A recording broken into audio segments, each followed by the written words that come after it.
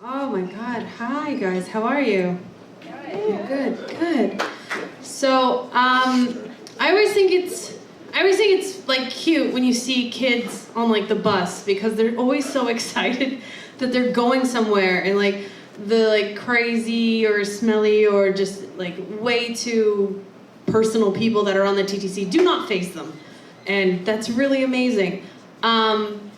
I used to be really excited to go a lot of places. I used to think it was like, my, escape or my freedom. Like, doesn't matter where I went, I just got to go somewhere, and it was always an adventure. That's how I looked at it. And throughout the years, when I started having to, like, use transit to go to work or to do something, it started getting harder and harder. And I'm normally a very polite person. I do not raise my voice unless someone is far away. I've never gotten in an argument with a boyfriend because I think it's just easier to be like, no. Like, probably why I'm single, but that's okay. But I'm not a very violent person, and I'm not a very confrontational person. However, I do like my space. So moving to Toronto and having to commute on the TTC, not the smartest plan for me. And for the past couple years, I've really, kept it calm, kept it inside. When people sneezed on their hand and then grabbed the pole in front of my face, I don't scream and I don't do anything. But that just means that you're bottling things up, right? You're just bottling it up. And one day it's going to explode. So about a year ago, I was on the TTC.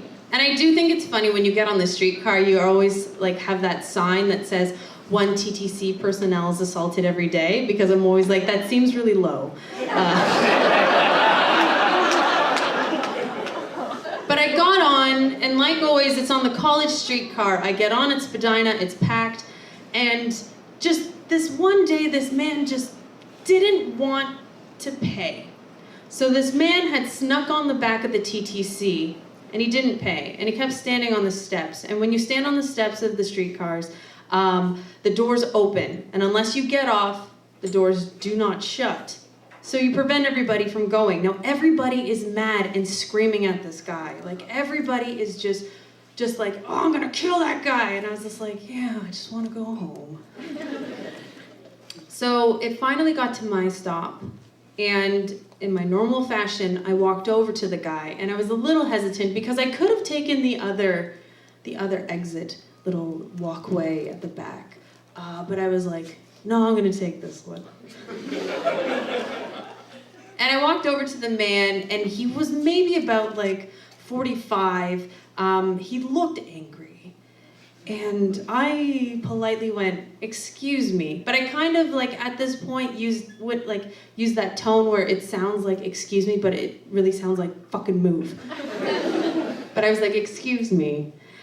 And I guess what he thought to do with this situation was then to just take both his hands and just shove them and like right into my shoulders and threw me back. And I was like, oh no.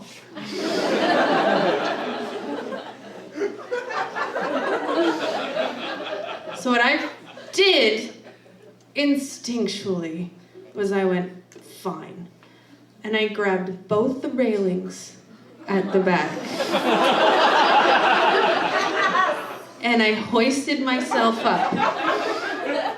And like a little foosball player, just swung myself backwards, then forwards, and took both of my feet and kicked him in the pecs.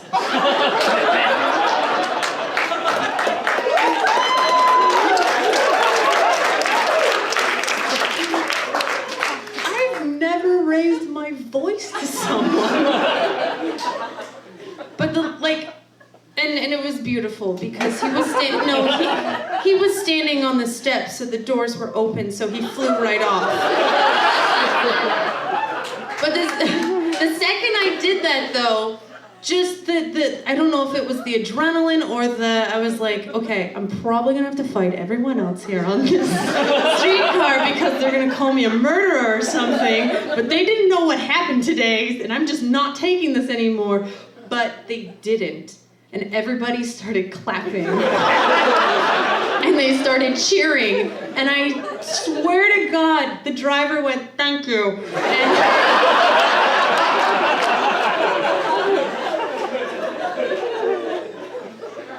But this all happened like in the span of like a good 10 seconds. So I had to get off. And he was off. So again, I just kind of jumped right over him and just ran really fast. I went down a street that was not mine. Just hiding from him. And I felt really bad, and I started thinking about it. I'm like, maybe there might have been, an issue with him, or maybe he just didn't understand, or he was disorientated. But then I started remembering what I had yelled when I kicked him. And I don't know why. I yelled, "Ha mule."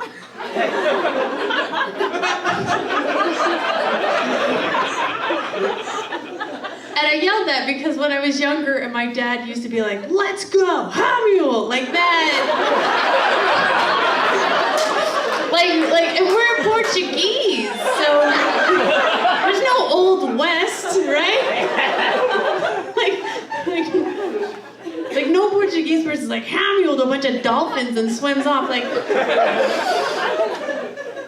I yelled that really loud, and I blushed for a week. I even, when you blush when you walk away from something and you're like, oh, you remember something, and then you just go like, ooh, why did I do that? For a whole, who am I kidding? I've been blushing ever since when I really think about it. Because I'm like, what the hell was that? Hamil.